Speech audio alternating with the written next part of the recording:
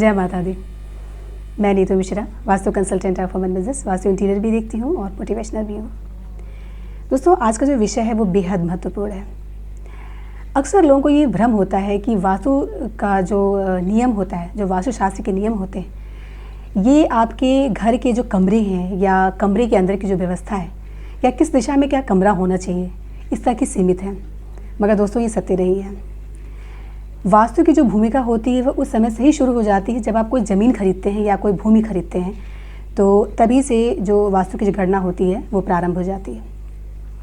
आपकी ज़मीन किस प्रकार की है, उसकी गंध कैसी है, उसका रंग कैसा है, वहाँ पे जो वनस्पतियाँ उगी हैं वो किस प्रकार की हैं, आदि बहुत से ऐसे कारक होते हैं जो ये पहले ही तय कर देते हैं किसी भी कुशल वास्तुविद को कि आने वाले समय में इस पर बनाया हुआ मकान कितना लाभकारी होगा या कितना हानिकारक होगा। दोस्तों, जो भूमि होती है, जो ज़मीन होती है, वो 4 प्रकार से मानी जाती है: अति उत्तम, उत्तम, समान या अधम, यानी कि अशुद्ध प्रकार की। इन 4 अलग अलग प्रकारों की जो गुणवत्ता होती है उसके अनुसार ये तय किया जाता है कि वो ज़मीन या वो भूमि कितनी शुभकारी साबित होगी। आपने जो भूमि खरीदा है उस भूमि की रंग कैसी है, उसका जो स्वाद है वो कैसा है, गंध कैसी है। वनस्पतियाँ कई तरह की होती हैं, कुछ शुभ होती हैं, कुछ अशुभ होती हैं। ये कैसे तय होता है कि वनस्पति जो है वो आपके जो भी वनस्पति उगी है वो कितनी शुभकारी है, या ये तय होता है कि वो ज़मीन कितनी शुभ है। जल के स्रोत किधर है, भूमि का ढलान किस तरफ है, किस पृष्ठ की भूमि है। कई पृष्ठ होते हैं भूमियों के, किस पृष्ठ की भूमि है, क्योंकि उसमें भी कुछ शुभ होते हैं, कुछ अशुभ होते हैं।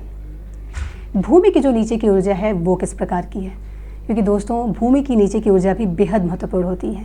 हार्टमैन लाइनें, हार्टमैन क्रॉस, इसके अलावा स्पाइरल एनर्जी, टेलरिक फॉल्ट, कई तरह की ऊर्जाएं होती हैं नीचे, जो कुछ शुभ होती हैं, कुछ अशुभ होती हैं, कुछ पॉजिटिव होती हैं, कुछ नेगेटिव होती हैं। उसको जांचना बेहद आवश्यक होता है। इसके अलावा उस भूमि का इतिहास कैसा है। कई बार दोस्तों ऐसा भी होता है कि लोग नया मकान बनाने चाहते हैं तो अपने पुराने मकान का जो खंडहर, जो मलबा होता है, उसको फेंक देते हैं। कुछ ऐसे खंडहर होते हैं जिसको लोग ख़रीद लेते हैं और वहाँ मकान बनाने के लिए उस खंडहर का जो मलबा होता है वो खाली प्लॉट या खाली ज़मीन में फेंक देते हैं। दोस्तों, ये सही नहीं होता। कोई तालाब है ज़मीन के पहले था, या कीचड़ है, या किसी मरे हुए जानवर को वहाँ पे दबाया गया है, या ये सब जितनी भी चीज़ें होती हैं ये सब तय कर देती हैं कि वो ज़मीन आने वाले समय में आपको कितनी शुभता देगी। दोस्तों, कभी भी काली मिट्टी पर मकान नहीं बनाना चाहिए। काली मिट्टी जो होती है वो बेहद अशुभ होती है। काली मिट्टी पर बनाया हुआ मकान जो होता है वहाँ के रहने वाले प्राणियों को शारीरिक, मानसिक, आर्थिक कई तरह की परेशानियों में खड़ा कर सकता है। इसलिए काली मिट्टी अगर आपने ख़रीद ली है तो इसकी रेमेडी ज़रूर कराएं, और यदि आप उसको दान कर दें सार्वजनिक कार्यों के लिए तो बहुत ही अच्छा है। सार्वजनिक कार्य जैसे कि शमशान या फिर कब्रिस्तान, क्योंकि इस तरह की मिट्टी का इस्तेमाल न करना ही सर्वोत्तम है। दोस्तों, भूमि के जो नीचे की ऊर्जा होती है वो कभी भी 8800 यूनिट से कम नहीं होनी चाहिए। अगर 8800 यूनिट से कम ऊर्जा ज़मीन की है आपकी भूमि की है, तो आप कितना भी वास्तु से मकान बना लें, आपको वो अच्छा परिणाम नहीं दे पाएगी। इसलिए बेहद आवश्यक है कि आप इसकी जो ऊर्जा की यूनिट है उसकी जाँच अवश्य कराएँ। अगर 10,000, 9.5 या 10,000 से यूनिट से ज़्यादा अगर ऊर्जा है, तो अगर आपका मकान वास्तु से नहीं भी बना है तभी भी आपको मकान अच्छा फलदायी होगा, आपको हमेशा शुभ परिणाम देगा। इसलिए दोस्तों, कई बार ऐसा देखा गया है कि वास्तु के अनुसार मकान नहीं बने हैं फिर भी वो शुभकारी होते हैं, वो लाभ पहुंचाते हैं। और कई बार ऐसा भी देखा गया है कि वास्तु के अनुसार बना हुआ मकान भी वहाँ के लोगों को कष्ट देता है। इसका जो प्रमुख कारण होता है वो यही होता है कि जो भूमि की ऊर्जा होती है वो बेहद महत्वपूर्ण होती है। इसलिए जब भी आप अपना मकान बनाने जाएँ या अगर आप ज़मीन खरीदें तो आप एक बार अपनी ज़मीन की या अपनी भूमि का जो वास्तु निरीक्षण है वो अवश्य कराएं। ये बेहद आवश्यक है। दोस्तों, आज मैंने आपको भूमि की महत्ता के बारे में बताया कि जो ज़मीन आपने खरीदी है उसकी क्या महत्ता है वास्तुशास्त्र में और वो किस तरह से आपको प्रभावित करता है।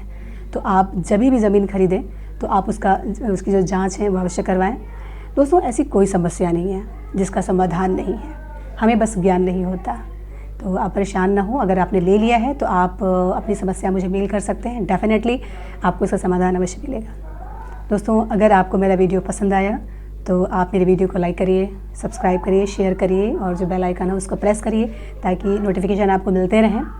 अगर कोई समस्या आपको वास्तु संबंधित है या ज़मीन से संबंधित है, आपने मकान ले लिया, ज़मीन खरीद लिया है और आप अब कुछ नहीं कर सकते, तो रेमेडीज़ डेफिनेटली आपको मिल जाएगी। आप मुझे मेल कर सकते हैं। आज के लिए बस इतना ही। अगले वीडियो में आपसे फिर मुलाकात होगी। तब तक के लिए स्वस्थ रहिए, प्रसन्न रहिए, मुस्कुराते रहिए। कोरोना से ख़ास तौर पे प्रिकॉशन जो हैं कोरोना से संबंधित उसको ज़रूर रखिए। दोस्तों, ये बेहद आवश्यक है कि हम सबसे पहले खुद सतर्क रहें और संभल के रहें। ये बेहद आवश्यक है, तो इसका ध्यान रखिए। आगे फिर मिलूँगी, तब तक के लिए जय माता दी।